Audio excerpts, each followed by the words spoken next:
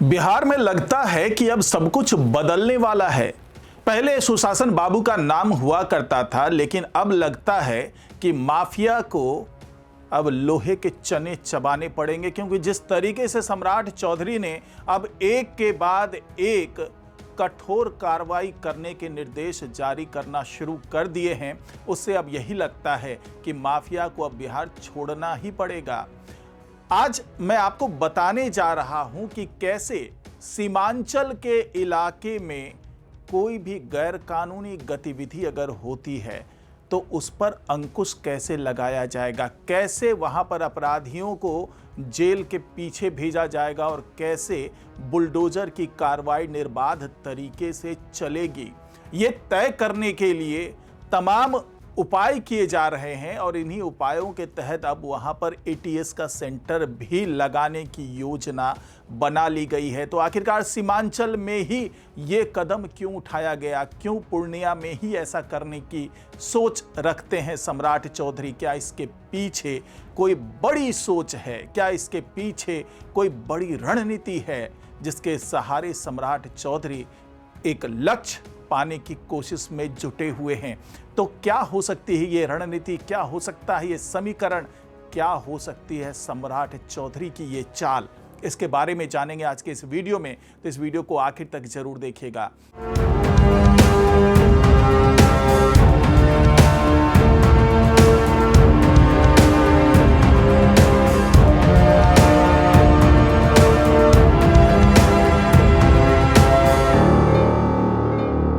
नमस्कार, मैं हूं डॉक्टर सुरजीत सिंह और आप देख रहे हैं वाईबीएन बिहार झारखंड। अगर आपने अभी तक इसे सब्सक्राइब नहीं किया है तो सब्सक्राइब कर लीजिए और अगर आपको ये वीडियो अच्छा लगे तो लाइक कीजिए, शेयर कीजिए और कमेंट जरूर कीजिए।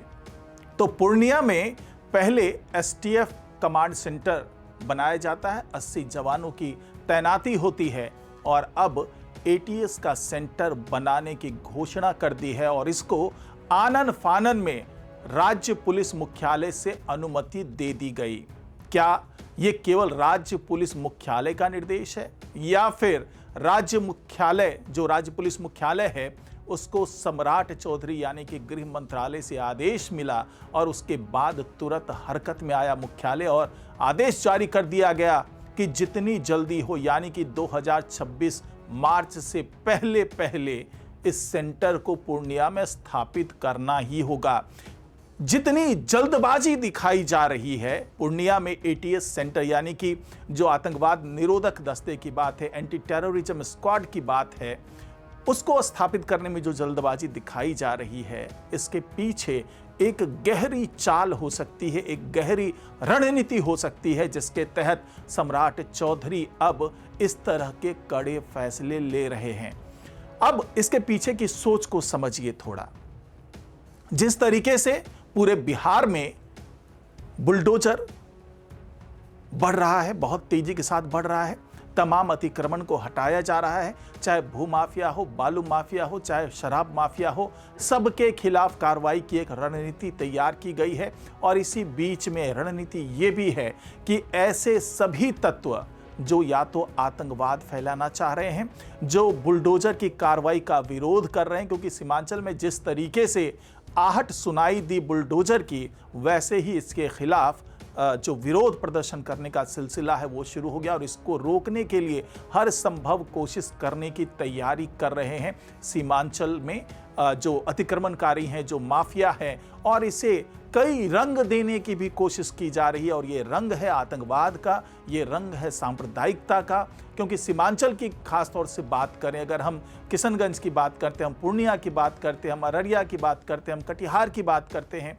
तो ये 4 जिले ऐसे हैं जहां पर अल्पसंख्यकों की जो तादाद है वो ज़्यादा है। अगर किशनगंज की बात करें तो वहाँ पर तो 68% जो अल्पसंख्यक समुदाय है वो है वहाँ पर।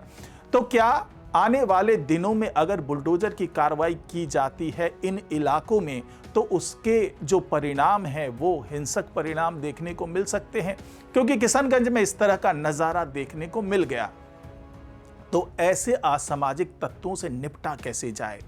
क्योंकि ये आरोप अल्पसंख्यकों पर नहीं है, बल्कि ये आरोप उन माफिया के ऊपर है जो अल्पसंख्यकों का कार्ड खेलना चाहते हैं, जो अल्पसंख्यकों को आगे करके उसके पीछे तमाम साजिशें रचना चाहते हैं।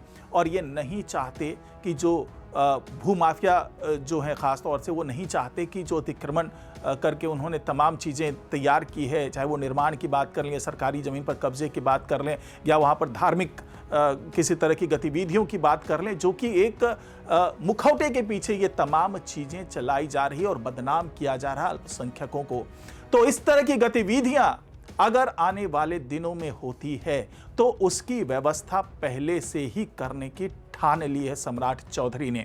यानी कि रणनीति साफ है, निर्देश साफ है और आदेश भी अब साफ है कि किसी भी कीमत पर ऐसे तमाम असामाजिक तत्वों को बख्शा नहीं जाएगा, चाहे वो अल्पसंख्यक के वेश में आए, चाहे किसी दूसरे वेश में आए। अगर वो चाहते हैं कि इसको कोई सांप्रदायिकता का रंग दे दिया जाए, आतंकवाद का रंग दे दिया जाए और ऐसी गतिविधियों पर अंकुश लगा दिया जाए, तो ऐसा नहीं होने जा रहा है। और इसी के लिए पुलिस को भी साफ निर्देश दे दिए गए हैं। और अब जिस तरीके से एंटी टेररिज्म स्क्वाड की स्थापना की जा रही है, उसके सेंटर की स्थापना की जा रही है, शुरुआती दौर में 40 जवानों की नियुक्ति यहां पर की जाएगी।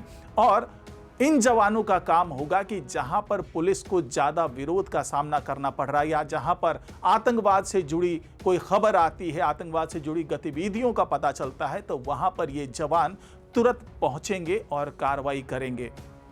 ये अपने आप में अहम इसलिए भी है क्योंकि अभी तक एटीएस जो पटना में मौजूद है, इसका सेंटर जो मुख्यालय हेडक्वार्टर है बिहार का, तो वहाँ से जब भी मूवमेंट की बात होती है, जब सीमांचल के इलाके में जवानों को भेजने की बात होती है, तो करीब 6 से 8 घंटे का समय लगता है। तो ऐसी स्थिति में हो सकता है कि हालात बेकाबू हो जाए। और सीमांचल इसलिए भी इम्पॉर्टेंट है क्योंकि इनके कई इलाके नेपाल से भी लगते हैं, बांग्लादेश से भी लगते हैं, पश्चिम बंगाल से तो लगते ही हैं। तो ऐसी स्थिति में ये माना जा रहा है कि घुसपैठिए इधर से आ सकते हैं और जो विदेश की ज़मीन पर जो आतंकवाद के कैंप बन रहे हैं, वहाँ से नेपाल के माध्यम से या बांग्लादेश के माध्यम से ऐसे लोग आकर के यहाँ पर उपद्रव कर सकते हैं। अल्पसंख्यकों की आड़ में ये तमाम ऐसी सांप्रदायिक हरकत कर सकते हैं या आतंकवाद फैला सकते हैं, जिस पर नियंत्रण पाना हो सकता है कि जो राज्य पुलिस है उसके बस की बात ना हो। ऐसे में ये जो एटीएस है, जो एंटी टेररिज्म स्क्वाड है, वो हरकत में आएगी और तुरंत कार्रवाई की जाएगी। और सम्राट चौधरी ने यह निर्देश दे दिया है कि हर संभव मदद की जानी चाहिए इस सेंटर को बनाने के लिए। शुरुआत में चूंकि जमीन की तलाश की जा रही है, जमीन तुरंत मिलेगा नहीं, तो इसके लिए कोई भी एक मकान को चिन्हित करके वहां पर सेंटर की स्थापना कर दी जाएगी और उसी दौरान जमीन की भी खरीद की जाएगी, या जमीन जो है सरकारी जमीन उसको चिन्हित करके वहां पर सेंटर को व्यवस्थित तरीके से बनाने का काम शुरू होगा। लेकिन सम्राट चौधरी ये नहीं चाहते कि तब तक इंतजार की जाए और तब तक जो बुलडोजर की कार्रवाई है उसको रोका जाए, या फिर जो असामाजिक गतिविधियां वहां होने की आशंका है, इन तमाम, क्योंकि सुशासन को लागू किया जाएगा, कानून व्यवस्था को सख्ती से लागू किया जाएगा, तो जो असामाजिक तत्व हैं वो उसका विरोध करेंगे। तो सम्राट चौधरी चाहते हैं कि पूरी तैयारी के साथ सीमांचल में इस ड्राइव को चलाया जाए और इसके परिणाम भी जल्दी ही सामने आने लगे, और इसके लिए कोई भी लापरवाही नहीं करना चाहते सम्राट चौधरी। तो आने वाले दिनों में देखेंगे कि किस तरीके से एटीएस हरकत में आती है और किस तरीके से सुशासन को लागू करने की जिम्मेदारी लेती है। तो फिलहाल आज की रिपोर्ट में इतना ही। नमस्कार।